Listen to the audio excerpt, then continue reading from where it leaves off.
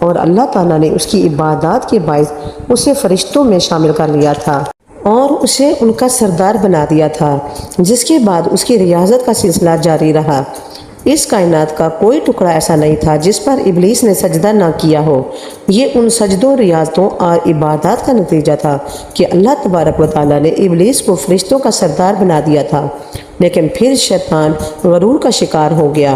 اس نے مٹی کے پتلے یعنی حضرت آدم علیہ السلام کو سجدہ کرنے سے انکار کر دیا۔ جب اللہ تبارک و تعالیٰ نے حضرت آدم علیہ السلام کو مٹی سے بنایا تو سب کو سجدہ کرنے کو کہا کہ ان کو سجدہ کیا جائے، لیکن ابلیس کے اندر ایک غرور تھا۔ اس نے کہا میں آگ سے بنا ہوں، یہ مٹی سے بنا ہے، میں اسے کیوں سجدہ کروں؟ اس نے سجدہ کرنے سے انکار کر دیا، اور یہاں سے شر اور خیر کی طاقتوں کے درمیان جنگ کا آغاز ہو گیا۔ قدیم صحائف نے لکھا ہے کہ جب شیطان کو حضرت آدم علیہ السلام